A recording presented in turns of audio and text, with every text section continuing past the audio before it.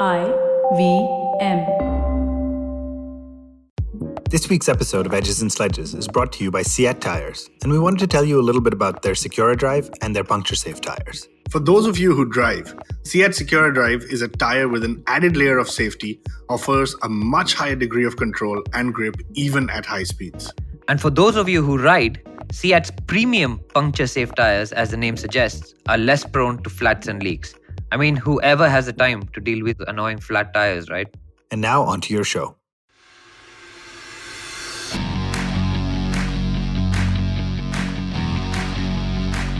Hello and welcome to this episode of the Edges and Sledges cricket podcast brought to you by CSK Tires. This is DJ, I'm based in London and I'm joined this episode by Varun Garg in Singapore. Varun, what's going on, man? It's IPL season. Tell me what you've been up to. Yeah, it's been great fun, man. IPL is, like we've said before, the best 6 weeks of the year. I actually had an agreement with my wife that for the first 7 days of IPL, I will watch every game. And the next 7 days, I will watch less and less. So I'm now being found in different corners of the house, watching it on my phone, quietly trying to pretend to not watch it. But it's just great. It's been a great 2 weeks so far. And have you invested in a big 75-inch TV to watch the IPL and now you're sitting in a corner and watching it on your mobile phone? Basically, that's what happens. Imagine, you can get the biggest TV in the world and you'll still have to watch it on your phone. This is great. But guys, I mean, just a little bit of a somber note as well. I think COVID-19 is really rampant in India. So if anyone's affected by it, anyone's family is affected by it, it is really hitting very close to home at the moment. And I mean, all our thoughts and prayers are with everyone. Stay safe, stay masked up. This will pass. And if there's any way we can help, I mean, we have limited social media presence, etc. But if there's any way we can help, let us know. Whether it's reaching out to the rest of the community, cricket fans, etc. Anything we can do, just write into us. Absolutely, guys. So Ashwin and I recorded midweek, right? And we talked about the games all the way to Wednesday. As you guys know, if you've been with us for a little while during the IPL, we do 2 episodes a week. Ashwin and I recorded on Wednesday. So we're going to talk the games through Thursday onwards. Now, this was Rajasthan Royals versus RCB, right? Now, at that stage, I think Rajasthan Royals were bottom placed or they were 7th and RCB were table toppers. And it turned out to be a little bit of a mismatch game, man. I mean, Varun, talk me through this game. 177 plays, 181 for no loss. Devdutt Padikkal scoring a brilliant 100. So talk me through the highlights of this game. Yeah, in any other year, when you see a RR versus RCB game, you're thinking this is the bottom 2 of the table, right? And so this is always going to be a game where you're just thinking about what fantasy points can I get. But this year was different. RCB undefeated so far. And DJ, I think this was a game where Virat Kohli actually won the toss and just as soon as he flipped the coin, he just moved back, assuming he's lost. He lost, yeah. And then everyone was like, you won. And he's like, what? Shocked, as if I won. Okay, it's my time to go forward. But so Rajasthan was put into bat. Rajasthan's lineup, even without Stokes, it looks really good. Butler at the top, Samson, Miller, Dubey, Parag, Tewatia, Chris Morris. Nobody clicked, right? It was a tough situation. I mean, let's be honest, we have to remember this is a match where you expected a high-scoring game. So for Rajasthan to score 177, it's actually below par. Butler got out in single digits. Vora got out cheaply. Samson batted a little bit, but just went at pretty much a runner ball. Miller out on the second ball. It was very nice to see the Rajasthan middle order and the tail wag a little bit. So Shivam Dubey got a nice 46, and I was really happy to see him hit some of those shots. Parag played beautifully. I wanted him to keep going. I mean, it's early days in this guy's career, but some of the shots he hits and the confidence he has is excellent. Tewatia came out. We saw a little bit of the Tewatia show, 40 of 23, and then Chris Morris to follow. So 177, the way they started, I was like, this is not bad. And, you know, any team chasing 180, it's always going to be game on, even if it was at the Wankhede. But then you see the the RCB openers come out and Devdutt Padikkal, man, this guy has been in sublime form before the IPL. He got COVID. It's taken 2 games or 3 games for him to come back into that form. But when he started and when he got going, there was no stopping him. So great win. RCB won by 10 wickets, which I can't think of. I can't think of a time where I said that very often. They have done it before when Gale and Kohli. But Kohli 72 played a supporting role. Padikkal 101. there was a point where Kohli just started accelerating towards the end, and all of us were like, no, don't do this, get Padikkal his century, and luckily it was meant to be. So overall, superb performance. Did you have Padikkal in your fantasy team? I had Padikkal and I had Kohli. Oh, wow. You had a pretty decent run. But I also want to talk through this one other guy in this game, Harshal Patel. Picked up 3 for 47 in his 4 overs. He's been given the responsibility of bowling at the death. Varun, talk me through this guy's performance. He's the purple cap holder. And I mean, I'm pretty sure there is nobody in this world who would have given him that purple cap holder after 20 games this IPL. But is he picking up what we like to call hashtag junk wickets, or is there more merit to this bowling? I think this year we have to give him credit. There's more merit to the bowling. I don't know where it's come from. I don't know if it's, last 3 to 6 months, RCB has just given him clarity that this is your role. You don't need to focus on anything else. But I'm sure RCB has done that before with bowlers. So 100% credit to Harshal Patel. He's come out. He's solved RCB's main problem. The problem has never been with the batting lineup. The problem has been with the death bowling. And here you've got a guy who's picking up anywhere between 2 to 4 wickets every game. Some of them are going to be junk. Some of them are going to be because the batsmen are going after you. But for the most part of it, he's bowled really well. Now, there will be times, and we will discuss this later on in the show, where he is going to go for runs. It is going to happen the same way Russell went for runs against AB de Villiers. But overall, he's bowling well. He's picking up wickets. If I was Virat Kohli, there's nothing more I can ask for. Absolutely. So the RCB went to the top of the table, 4 wins out of 4 at that stage, which is, I don't think I've seen the RCB ever do that. It was brilliant. The next game was the Friday game, right, which was the Mumbai Indians versus the Punjab Kings. Now, the Punjab Kings, they bowled first. The Mumbai Indians scored 131 for 6. Rohit Sharma got 63 of 52 on this kind of sluggish Chennai track. Now, Varun, everyone at the start of this tournament said the Mumbai Indians will 100% make it to the qualifiers, right? We're currently sitting in a position where the Mumbai Indians have 2 wins out of 5 games, right? And the 2 wins that they got were games that they almost lost as well. They had to kind of pull out all the stops and fight all the way to it. And we were talking about the fighting spirit. What's gone so wrong with the Mumbai Indian lineup, batting lineup particularly this season? So I'm going to answer that question, but first I want to check if I can give this week's corporate tip, right? So this week's corporate tip for me, when I saw this game, a game where Punjab scored 132, where Mumbai Indians then scored, they made 131 for 6. Punjab won by 9 wickets. This game is basically a 1-hour meeting that could have been an email, right? That's what this game was to me. It was so painful to watch. I just couldn't believe that it was such a terrible game to watch. But why was it terrible to watch? Was it because the Mumbai Indians didn't get going? Is it because you thought the Punjab Kings won really easily? Or why did you hate watching it? It was basically a runner ball game on both sides.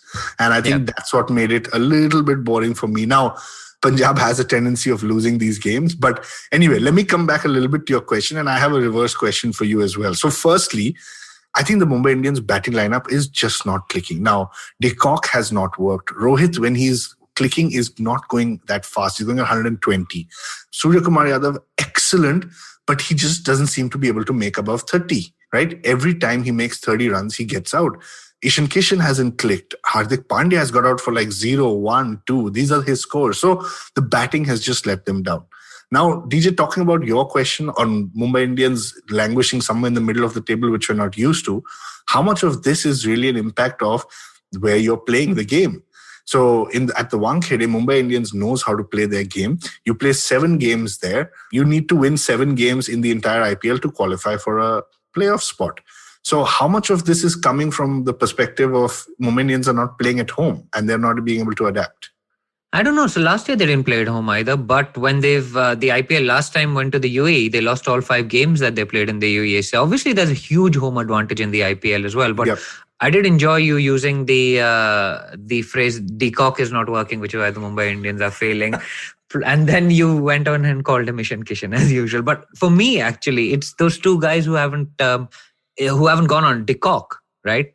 Last year, every game, they got off to a great start, mostly with De Kock just smashing it everywhere. And Ishan Kishan would come in and hit lower down the order. Now, We saw Ishan Kishan score runs for India against England, but he's not scoring runs for the Mumbai Indians. So that is a huge problem for them.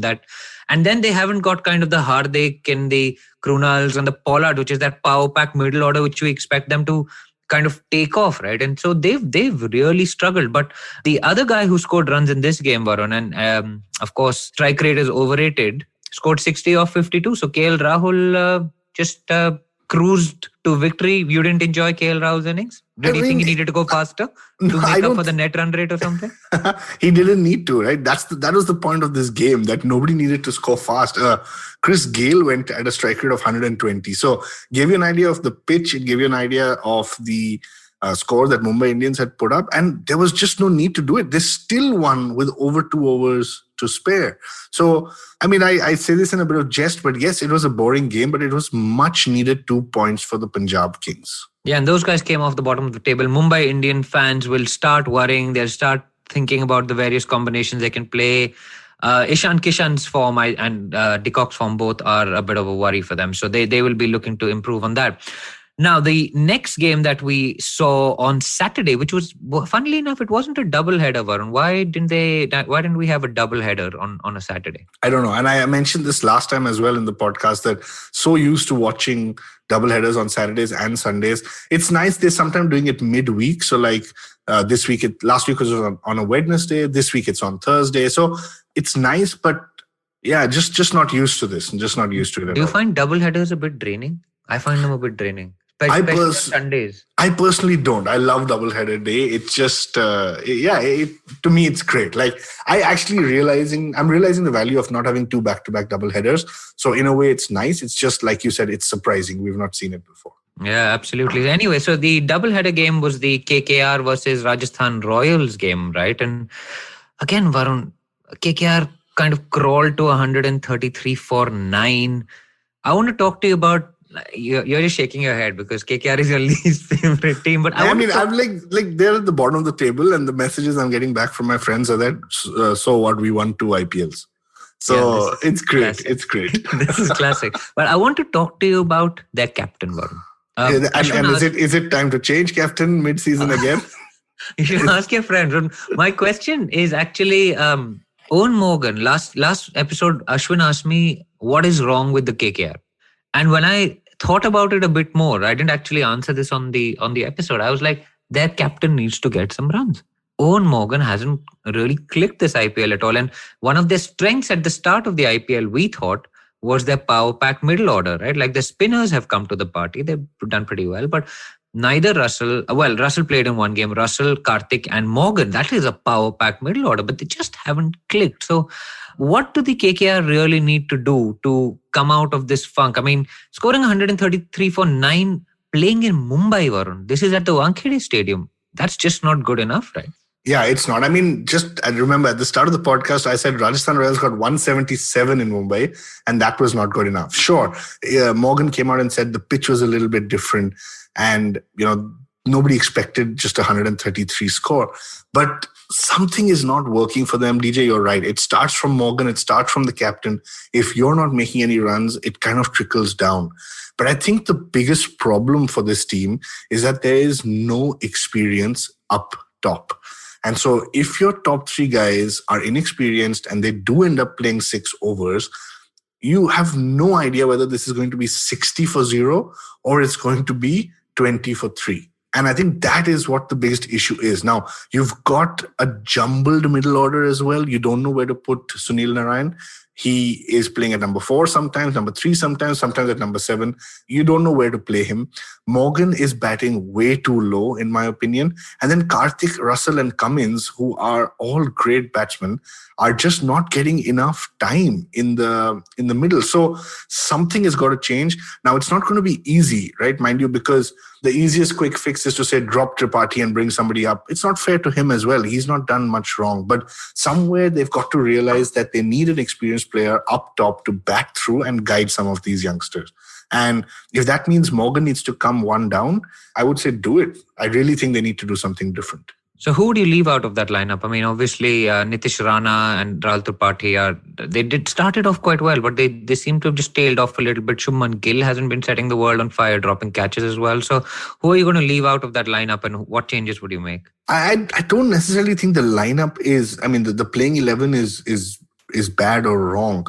I just think that what I would do is I would push Morgan to number 3 and get him to bat with some of the younger Indian guys, and then say that Karthik and Russell need to be floaters. So, for example, Russell should not come that late. You need to have this strategy where once 10 overs are gone, Karthik and Russell just need to come in. It doesn't matter whether you're 1 down or 2 down, these two guys. So it's sounding like I'm contradicting myself a little bit, but I would say Morgan goes up and then make sure Russell and Karthik face enough deliveries. Very interesting. I think that just might be our CEAT strategic masterstroke of the week. A little tip there by Varun Garg. But guys, we have got a couple more games to cover before the end of the episode. So we will go into the CEAT strategic timeout and we'll see you on the other side of this break. Enjoy. Hello, everybody. Welcome to another great week on the IVM Podcast Network. If you're not following us on social media, please do. We're IVM Podcast on Twitter, Facebook, and Instagram. We'd like to thank the sponsors on the network this week, thewholetruthfoods.com, CEAT, PayPal, and Cred. We thank you all for your support. Tune into The Note, where Maruk Inayat talks to Dr. Bipin Joshi about the second wave of COVID. He calls it no less than World War III.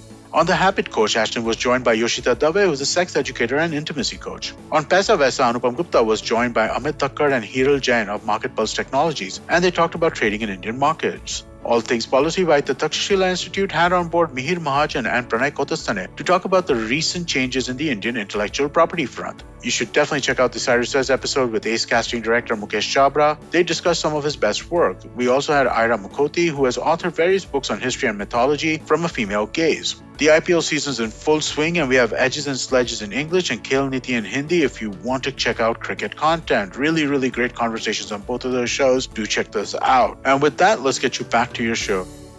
Welcome back from that CEAT strategic timeout, and we are still on the Edges and Sledges cricket podcast talking about IPL 2021. Now, let's come to the big game on Sunday, the first game of the doubleheader, a day game. And it was played in Mumbai, CSK versus the RCB. Now, there's a little bit of history between these sides, right? I mean, the 49 all-out has come for the RCB fans against the CSK. Dhoni versus Virat, it's kind of a weird bromance situation. It was a top-of-the-table clash. It was number 1, the RCB, who had a 100% record until then, and the Chennai Super Kings, who nobody thought would be in any kind of reckoning, challenging the RCB for that supremacy. So, Varun, Chennai Super Kings batted first. They got 191 for 4. But the real highlight of that, I mean, Faf got 50 odd. He got 50 or 41. Ruturaj Gaikwad got some runs. Suresh Raina, one of our favorite players, got 24 of 18. But the highlight of that innings has to be Ravi Jadeja, man. Like, talk me through the revival of this guy's batting. He's becoming a T20 monster as well. I mean, he's kind of ending that whole debate around whether Krunal or Akshar should play. He's that innings of 62 of 28 with 4 fours and 5 sixes, including 36 of the last over, bowled by Harshal Patel. What's going on? What's happening? Yeah, and it was mad. As I was watching it, like I was actually heating my dinner and sitting to watch the last over, and I just couldn't believe what I was seeing. At one point, it looked like he was going to hit 42 of the last over because of a no ball. And I was like, this is crazy. I was just feeling bad because I didn't pick him in my fantasy team. But look, Jadeja is a player who, I mean, I believe he needs to be in every side. Ashwin has said this a lot in the past. We are all seeing his value. And even in the IPL, he's somebody who usually comes in the last 3 overs, can hit 2-3 sixes and then make the most of it, right? But today he got that opportunity. He came in. And I think what's interesting about the Chennai team is that everyone after the openers has got the freedom to go from ball 1. Because today also, they were 4 down, with Jadeja having done well. Remember, they've got Karan, Bravo and Thakur to come. So if you look at the Chennai innings, you're going to see them play this kind of cricket in the future where, you know, a Raina gets a 24 of 18, Raidu gets a 14 of 7, Jadeja comes and hits, Dhoni hits, and it just goes on. So apart from the openers who seem to be clicking now, especially as a pair, I think CSK have got the right kind of model. And DJ, talking about Jadeja, it's just fantastic, man. I like what a game he's had. I'm sure you'll talk about his on-field performance, but at one point, if you take out those 36 odd runs, suddenly you're looking at a score of about 155. Now, 155, 160 is a target that you expect RCB in their current form to chase.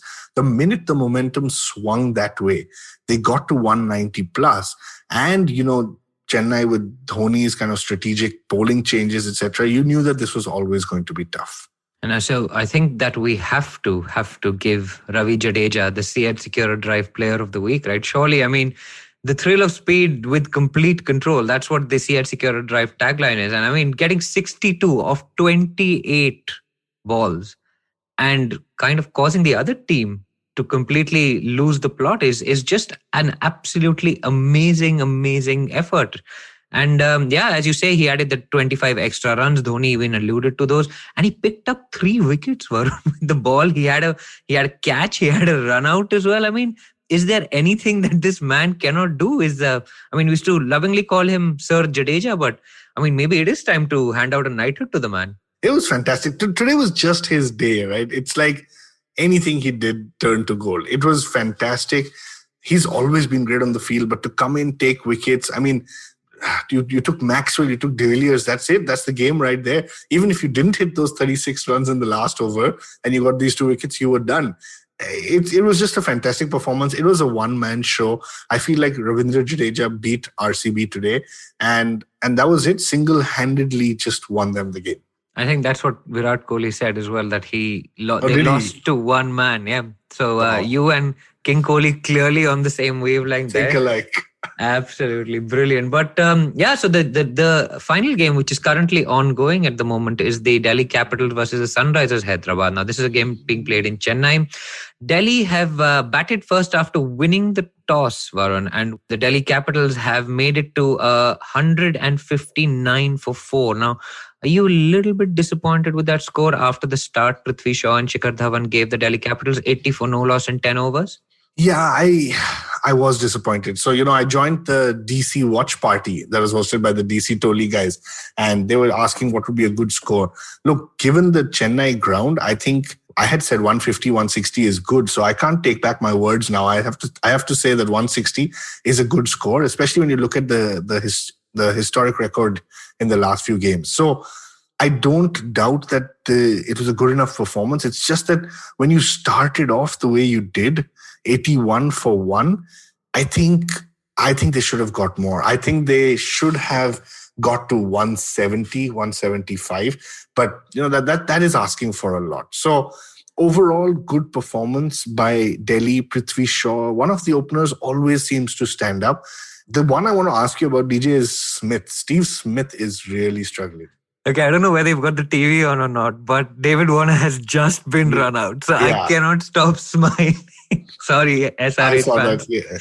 I can't help it. But the big wicket for the Delhi Capitals after Shimron Hetmeyer dropped one of Johnny Best on the boundary. But anyway, Steve Smith, I wasn't happy with that promotion. If you're 10 overs in and you've got 80 for no loss, you've got 10 wickets to go. Fine, you've lost Shikhar Dhawan. Fine, you lost Prithvi Shaw to a stupid moment of madness. Pant was out of his ground. He was going back to get back in for the stumping, and then Prithvi Shaw has run down and got run out. Fine, you've lost that. But Delhi seemed to just lose that momentum by bringing Steve Smith in. I know we're called edges and sledges, but Steve Smith just edged everything for 4. His main scoring shot today seemed to be the edge over third man, which is just, ridiculous. So it was, I don't know, man. Like Steve Smith, he's obviously a great test cricketer. I just don't know who we'd replace him with in the lineup. My issue was not so much him playing. My issue was more actually where we batted him. I think we should have sent Hulk and Shimron in and just kept going for it. And if you need someone to stabilize, if you lost 3-4 wickets at the back end, send Steve Smith. You've got Akshar, right? Yeah. You've got Akshar. You've got a load of batting to come. So I just felt that was a bit of a negative move. Delhi never got that finishing kick, right? We actually scored less in the last 10 overs than the first 10 overs. And so interesting that the pitch seemed to slow down as well. So maybe it's one of those Chennai games where you score a lot in the power play and then you don't actually score very many towards the end. But we will see how this turns out. Hopefully the Delhi Capitals fans will be smiling at the end of this. But anyway, it's a long tournament to go and lots of games to go in the IPL. On that note, Varun, I would like you to do a quick fantasy roundup because you've been on fire this fantasy season, right? That's right. So you guys thought I was down and out, and we thought you were out of the league. We didn't think you joined the league because you were so far down. Yeah. So I remember you guys were scrolling and thought, firstly, you all thought I wouldn't hear the podcast and realize that what you all are saying, but I did hear it. That was extremely awesome of you. When you commented on YouTube, and I was like, whoa, where has this happened? Yeah. So I think I was like, probably must have been close to 200 or 180, 200 just 3 days ago. And I had a great 3 days. So I'm now on the Edges and Sledges fan league up to number 92. And very, very close to you guys. I think it's, I don't know whether to be happy or sad, but all three of us are very close to each other. I'm 59, so that's actually quite far away from me. Yeah, maybe because of today. So I'm Jadeja vice captain. Correct. So I'm basically talking about before the CSK game today. Yes, you had Jadeja vice captain, so that was great. And I had DDP in my team for the 100 as well. Always good to have a guy who scored 100 in your team. Yeah, I didn't vice captain him for that, but I had DDP for the 100 as well. But I mean, to be honest, I'm on 5,703 and the number one person in our league is close to 7,500 points. So long way to go. I don't think I'm going to be able to catch up. But top three in our league are Whistle Podu, Johnny Blazers, and Nattu Bhai 11. So yeah, I mean, all of them are close to... all of them are close to 7,500. So yeah, kudos to you guys. Don't you regret that we didn't name our teams something a little funnier than what we did? I've got DJ De Puttar, you've got Tu Mera Viru, Ashwin has number one Nehra fan. And now you can't change the team names, right? But Johnny Blazers and Nattu Bhai 11 is just great names. Fantastic names. Seriously, the creativity is just great. Absolutely. And so that, guys, is the show. I mean, listen, this is your last chance to enter the hashtag Bat with Siat giveaway for the month of April, okay? We're going to be picking and announcing a winner next week. So guys, please write in with the answer to the following question. Who is the player with the most wickets as an uncapped player in the IPL, right? Please write in with the hashtag Bat with Siat to One Tip One Hand on Twitter, and we will pick a lucky winner of a Siat autographed cricket bat on the next show. So guys, make sure you write that in. Also, guys, I'm pleased to announce that we have 3 winners of the Rupa Books giveaway that we announced earlier in the week on the occasion of Sachin Tendulkar's birthday. We had said that we'd give away 3 copies of the book Hero, a biography of Sachin Ramesh Tendulkar written by Devendra Prabhudesai. Congratulations to Jatin. Congratulations to Akash Bagria and congratulations to Anant_Meg. Guys, you've won a copy of the biography of Sachin Tendulkar. Rupa will be dispatching those books to your Indian address. So please write in with your Indian address and details. As always, guys, you can write into us at Twitter, Facebook, and Instagram. We're at the rate of One Tip One Hand. We have a dedicated Edges and Sledges YouTube channel where we'll be putting all the raw video up. It'll be unedited, so it'll go up. You'll see us with our funny names. We're doing all sorts of random stuff. So if you want some behind the scenes footage, that's going to be up there. But guys, please do stay safe. Things aren't looking good outside, to stay indoors. Keep listening to the Edges and Sledges Cricket Podcast and watching the IPL. And if you haven't checked out that ad about Rahul Dravid getting angry for 46 seconds, I would highly recommend that. At one point he says, VVS, get the boys and come, which I think is a line even greater than Indira Nagar Ka Gunda. So I don't know. Where is it? I mean, what's the background to that line? Is it just the VVS Dravid partnership, or has it It must be. And the idea is it's such an absurd idea, thinking about VVS coming, walking in with Josh music playing in the background. Tune meri back nahi dekhi. Yeah, and then VVS comes up. Tune meri back foot nahi dekhi. With his bat. Just absolute genius. I mean, I would genuinely, we'll put a link to it. It's a YouTube link with the behind the scenes. There's a part where his mom also calls to ask if he's eaten food in the middle of him getting angry for the ad. I ate. And then there's also, did you see the part where he breaks the The mirror on the other car, and then he feels so bad about it. You can see him, he's so ashamed of himself for causing damage to a car. It's just absolutely brilliant, man.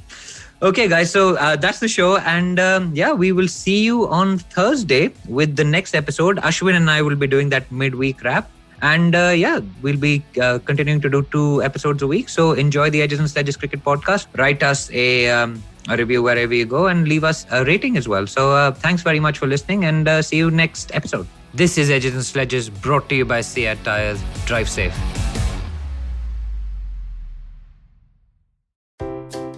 Want to learn something new and have a few minutes to spare? Well, then go for the Traveling Professor's Diary, where I, Siddharth Deshmukh, the Traveling Professor, will help you glean from all the insights that I've gained from wherever I've traveled, learned, taught, and repeated. Join me every Tuesday and Thursday on the IVM Podcast website, app, or wherever you get your podcasts from. Whether you're an established sports person or a budding one, or simply a sports enthusiast, join us, Tanvi and Shlok. We are 2 passionate pro badminton players talking policy, mindset, and everything sport. So tune in to The Millennial Athlete every Monday. Only on the IVM Podcast Network. Trust us, it's gonna be lit.